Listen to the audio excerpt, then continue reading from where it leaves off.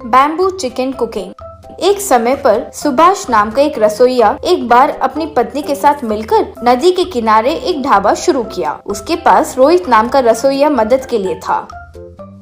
वहाँ आए लोगों को सुभाष का बनाया बैम्बू मशीन का ग्रिल चिकन बहुत पसंद था।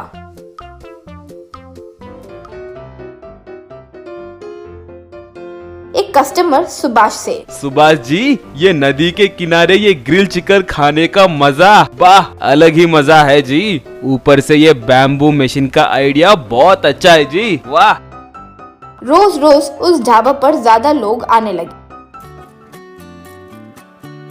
एक बार सुभाष के पास उसे मुर्गी सरफरा करने वाला मुर्गियों का व्यापार आकर, क्यों भाई सुभाष, दिन ब दिन आपका व्यापार बढ़ता ही जा रहा है। तुम्हें देखकर मेरा भी मन करता है कि ढाबा शुरू कर लो भाई, तुम सपोर्ट करोगे?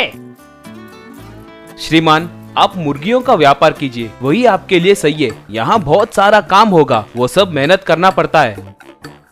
वो मेहनत मैं कर लूंगा भाई, तुम बस वो बैम्बू मशीन बना कर दे दो, बस बाकी का मैं चला लूंगा। माफ कीजिए भाई, बस वो एक चीज मत मांगिए, ये बैम्बू मशीन ही मेरा निवेश है। ठीक है, तो तुम मेरी मदद नहीं करोगे ये कह रहे हो, मैं देख लूंगा। अगले दिन वो एक ढाबा को सुभाष के ढाबे के सामने शुरू किया। वो देखकर सुभाष की पत्नी, ओ जी, अचानक ये मुर्गियों का व्यापारी ऐसे ढाबा को कैसे शुरू कर लिया? वैसे वो रसोइया है कौन? ये उन दोनों देख रहे थे कि इतने में अंदर से रोहित आते ही सुभाष और उसकी पत्नी देखकर दंग रह गए।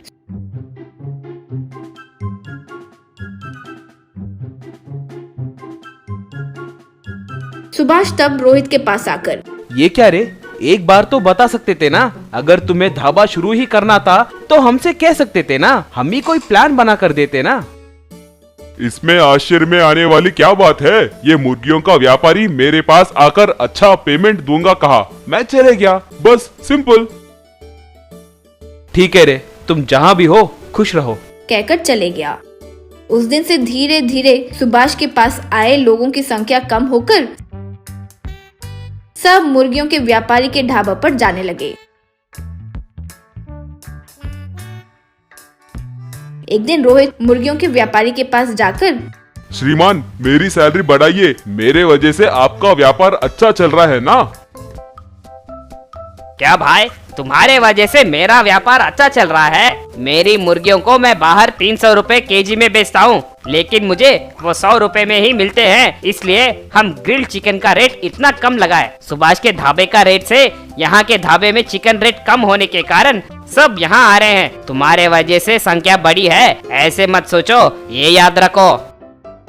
रोहित को बहुत अपमानित महसूस हुआ, लेकिन क्या करे, वो समझ नहीं पाया तो वहाँ से चले गया। एक बार सुभाष परेशान बैठा था तो बेटी लक्ष्मी आकर, क्या हो पिताजी, क्यों इतने डल हो? सुभाष तब जो हुआ वो बताया। पिताजी, मुझे पूरी बात समझ आ गई, अब मैं ये संभाल लूंगी। अगले दिन एक स्पोर्ट्स कार में एक रिच फेलो मुर्गियों के व्यापारी के पास जाकर, हे लुक मैन, मैं यहाँ एक 5 स्टार होटल बनाने की सोच रहा हूँ, उसके लिए मुझे तुम्हारा सपोर्ट चाहिए। 5 स्टार होटल? यहाँ वह सब बेकार हो जाएगा जी, यहाँ कोई नहीं आता।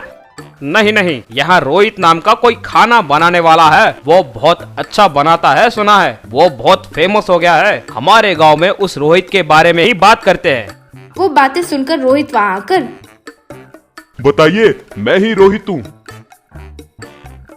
अरे इसका उतना सीन नहीं है जी, बस एवरेज खाना बनाता है, शायद आपको कोई रॉन्ग इन्फॉर्मेशन दिया होगा। देखो रोहित, मैं तुम्हें महीने का 1 लाख तनख्वाह दूंगा, यही एक बड़ा सा 5 स्टार होटल बनाना चाहता हूँ, तुम संभल पाओगे? रोहित बिना एक क्षण सोचे, श्रीमान, मुझे 1 लाख दोगे तो होटल को पूरा मैं संभाल लूंगा। ये लो एडवांस, अब से तुम मेरे पास ही काम करोगे, कहकर पैसे दिया। मुर्गियों का व्यापारी क्या करे समझ नहीं पाया। मुर्गियों का व्यापारी कई खाना बनाने वाले को लेकर आया, लेकिन कोई भी ठीक से खाना नहीं बनाने के कारण व्यापार ठीक से नहीं चला, तो वो ढाबा को बंद कर दिया। शहर में वो रिच फेलो लक्ष्मी को, सुभाष को रोहित के पास लेकर आया। रोहित उन तीनों को देखकर पूरा प्लान समझकर, ओ सुभाष, क्या प्लान बनाए, वाह, आखिरकार मुझसे होटल बनवा रहे हो, मुझ पर विश्वास करने के लिए बहुत बहुत शुक्रिया। तब से रोहित उस 5 स्टार होटल में अच्छे से व्यापार करके जीने लगा। गरीब का मैजिकल सूटकेस रेस्टोरेशन। चिन्नी 9 साल की बच्ची थी। चिन्नी के पिता रोज मजदूरी करते थे। वो काम करके कमाए पैसे उसके परिवार के लिए जीने के लिए सिर्फ काफी था। लेकिन बहुत मेहनत करने के बावजूद चिन्नी के पिता उसे पढ़ाना चाहते थे, इसीलिए उस गांव के म्युनिसिपल स्कूल में उसे भर्ती करवाया। एक दिन चिन्नी की माँ अनुसुईया बिस्तर पर लेटकर धीरे से आवाज दे रही थी। वो देखकर चिन्नी, माँ क्या हुआ माँ, क्यों आवाज कर रही हो, बुखार आया है क्या? यूं कहकर माँ के सर पर हाथ लगाकर, बाप रे बहुत गर्म है माँ। हाँ बेटी बुखार आया है, वो अपने आप कम हो जाएगा, तुम स्कूल जाओ। कह तो रही थी लेकिन फिर भी कामते जा रही थी। फिर पिताजी आपको डॉक्टर के पास नहीं लेके गए? पिताजी को अर्जेंट काम आ गया तो वो शहर गए हैं बेटी, 2 दिन के बाद आ जाएंगे। मुझे बहुत कमजोरी हो रही है बेटी, बाहर नहीं जा सकती। कहकर तकिए के पास रखा 10 रुपए चिन्नी को देकर चिन्नी, बगल वाले गली में मेडिकल शॉप जाकर बुखार की दवाई लाकर दोगी? लाऊंगी माँ, कहकर 10 रुपए का नोट लेकर निकल गई। रास्ते पर जब चलकर जा रही थी तो जोर से हवा का झोंका आया। तुरंत दोनों हाथ आंखों पर रखी। कुछ देर बाद जब हवा कम हुई तो हाथ में 10 रुपए का नोट दिखाई नहीं दिया। अरे 10 रुपए का नोट उठ गया ना। यूं घबराते हुए आसपास ढूंढ रही थी तो उसे खाली जगह पर म्युनिसिपालिटी का कचरा कुंडी नजर आया। तुरंत उसने सोचा शायद वो कचरे में हवा की वजह से उठकर चला गया होगा और कचरे कुंडी में ढूंढने लगी। कुछ देर बाद 10 रुपए का नोट उसे दिखाई दिया। अम्मैया कहकर ध्यान से उसे हाथ में ली और कचरा कुंडी से बाहर चलकर आ रही थी। तब उसके पैर पर कुछ चीज लगी। उसने देखा तो वो एक पुराना सूटकेस था। उसे लेकर इधर उधर घुमाकर देखी और शायद ये किसी का काम का नहीं होगा तो किसी ने फेंक दिया होगा। मेरा स्कूल बैग बहुत पुराना होकर फट गया है ना, ये स्कूल बैग मेरे बुक्स रखने के लिए अच्छा है। सोचकर लॉक खोलने की कोशिश की लेकिन वो खुला नहीं। बहुत पुराना होगा ये सोचकर उसे पकड़कर घर लाई। माँ के पास आकर, ये लो माँ बुखार की दवाई, कहकर हाथ में दवाई दी। अनुसुईया चिन्नी के हाथ में सूटकेस देखकर, वो क्या है, किसने दिया? किसी ने नहीं दिया माँ, गली में कचरे में पड़ा था तो बुक्स डालने के लिए लेकर आई। बहुत वजन है माँ, ठीक है आप सो जाओ, कहकर नीचे बैठकर, ये बिल्कुल नहीं खुल रहा है, इसे ठीक करना होगा सोचकर अंदर जाकर पत्थर और हथौड़ा लाकर बैठकर कुछ देर उसे मारकर उसे कुछ लगाकर सूटकेस के लॉक के ऊपर हथौड़े से मारते ही सूटकेस खुल गया। खुशी से चिन्नी सूटकेस को पूरा खोलते ही अंदर से नोट की गड्डियां नीचे गिरी। चिन्नी चौंक गई। माँ पैसे पैसे, सूटकेस में बहुत सारे पैसे हैं माँ। कंबल ओढ़कर सोई हुई अनुसुईया चिन्नी के पुकार सुनकर जाग गई और पैसे देखकर, बाप रे बाप इतने सारे पैसे, कहकर दिल पर हाथ रखी। पिताजी के आने के बाद ये पैसे देखकर खुश हो जाएंगे। पिताजी हमेशा पैसे कमाकर लॉरी चलाना चाहते थे ना, इन पैसों को पिताजी को दे देंगे माँ। चिन्नी गलत है, हमें वो पैसे नहीं इस्तेमाल करना चाहिए। पिताजी भी किसी और के पैसे नहीं छुएंगे, बेचारे शायद कोई गलती से इसे फेंक दिए होंगे, ये पैसे को उन्हें लौटाना होगा। किसने फेंका या खोया है ये हमें कैसे पता होगा माँ? उस सूटकेस को यहाँ लाओ, एक और बार ढूंढेंगे, शायद कोई एड्रेस मिल जाए, कहकर सूटकेस खोलकर अंदर ढूंढकर, इस सूटकेस में एक पेपर का टुकड़ा भी नहीं है, कहकर नीचे गिरे सारे पैसे सूटकेस में डालकर, पिताजी गांव से आए, जब तक हम इतने सारे पैसे हमारे पास रखे तो खतरा हो सकता है। तुम्हें काम करूंगी? करूंगी माँ, क्या करना है? इस सूटकेस को ध्यान से ले जाकर तुम्हारे स्कूल के रास्ते पर जो पुलिस स्टेशन है वहाँ एक इंस्पेक्टर होंगे, जो हुआ वो सब उन्हें बताकर ये सूटकेस उन्हें दे दो, बोली खांसते हुए कमजोरी से। माँ पुलिस वालों के पास जाना होगा, यूं डरते हुए बोली अनुसुईया मुश्किल से सांस लेते हुए। क्यों चिन्नी, ऐसे डरना नहीं चाहिए, पुलिस वाले अच्छे लोग हैं, सबकी मदद करने के लिए ही वो होते हैं, जल्दी ले जाकर उन्हें दे दो, चिन्नी वो सूटकेस लेकर निकल पड़ी। छोटी से गली में चल रही थी। सूटकेस वजन होने के कारण बीच बीच में उसे नीचे रखकर हाथ बदलते हुए चल रही थी। कुछ देर जाने के बाद गली के कोने में एक पान की दुकान पर खड़ा एक राउडी चिन्नी के हाथ में सूटकेस को देखकर उस दुकान से एक चॉकलेट लाकर चिन्नी के पास आकर, बेटी ये लो चॉकलेट खाओ। चिन्नी चलते हुए, चॉकलेट? आप कौन हो? मुझे क्यों चॉकलेट दे रहे हो? वैसे अनजान लोगों का कुछ भी दिया नहीं लेना चाहिए, यूँ मेरी माँ ने बताया है। अरे तुम्हारे माँ ने तुम्हें नहीं बताया?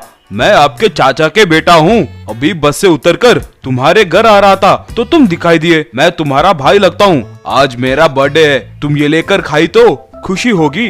वो यूँ कहते ही सूटकेस को नीचे रखकर चॉकलेट खाते हुए उसका कवर निकाल रही थी।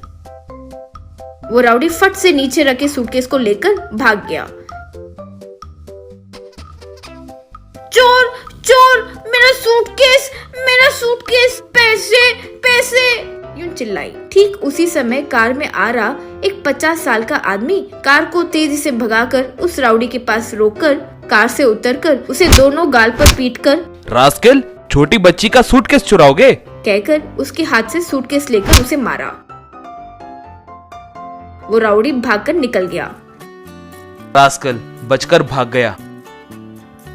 कहकर वहाँ आई चिन्नी को सूटकेस देकर, क्यों बेटी, रोड पर अकेली जा रही हो तो ध्यान से रहना चाहिए ना माँ। चलो तुम्हारे घर तक छोड़ता हूँ। कहाँ है तुम्हारा घर? मैं अभी घर नहीं जा रही हूँ, पुलिस स्टेशन जा रही हूँ। वो आश्चर्य से, क्यों बेटी, उस रौडी को मारा ना, वो भाग भी गया, अब क्यों पुलिस स्टेशन जाना है? ये सूटकेस इंस्पेक्टर को देना है, ऐसे मेरी माँ ने कहा है। वो सूटकेस को अच्छे से देखकर, अरे ये तो मैं हफ्ते पहले खोया हुआ सूटकेस है। चिन्नी आश्चर्य से, ये आपका है अंकल? मुझे कचरा कुंडी में मिला, लेकिन मेरी माँ ने कहा है इसीलिए इस सूटकेस को इंस्पेक्टर को ही देना होगा। आप उनसे ले लीजिए अंकल। छोटी बच्ची हो लेकिन एकदम सही बात बोली बेटी। चलो इंस्पेक्टर के पास जाएंगे, वहाँ ये मेरा सूटकेस ही है, ये साबित करके उनके हाथ से ही मैं ले लूंगा बेटी। पुलिस स्टेशन में इंस्पेक्टर को सूटकेस देकर, ये मुझे कचरा कुंडी में मिला इंस्पेक्टर, मेरी माँ ने इसे आपको देने कहा। रास्ते पर मुझे धोखा देने वाले राउडी को ये अंकल मारकर ये सूटकेस को फिर से मुझे देकर ये उन्हीं का खोया हुआ सूटकेस है, यूं बोले। ये लड़की जो बोल रही है वो सच है इंस्पेक्टर। मेरा नाम के विश्वनाथ है, हाई कोर्ट का लॉयर हूँ। एक हफ्ते पहले मैं इस गांव से राजधानी के लिए जा रहा था तो कार के डिक्की से शायद गलती से गिर गया होगा। ये पुराना सूटकेस को शायद रास्ते पर लोगों ने सोचा कि काम नहीं आएगा, इसीलिए कचरा कुंडी में डाल दिए होंगे। इसमें 3 लाख है, मेरा खोया हुआ सूटकेस है ये देखिए मेरा पहचान पत्र। ये सूटकेस के अंदर नीचे, उसके नीचे कपड़े पर विश्वनाथ के यूं लिखा होगा, देखिए। इंस्पेक्टर सूटकेस के अंदर देखकर, ये आप ही का सूटकेस है, कहकर उन्हें वो सौंप दिया। मैं इस लड़की के घर इसे छोड़कर जाता हूँ, कहकर चिन्नी को कार में बिठाकर चिन्नी के घर गया। अंदर जाकर अनुसुईया से, आपकी बेटी चिन्नी वेरी ब्रिलियंट गर्ल है। चिन्नी को आगे की पढ़ाई मैं कराऊंगा, कुछ मत सोचकर ये 1 लाख आप रख लीजिए। मैं अब तब आकर चिन्नी से मिलता रहूंगा, कहकर चले गया। अनुसुईया चिन्नी को पास लाकर उसे पप्पी दी।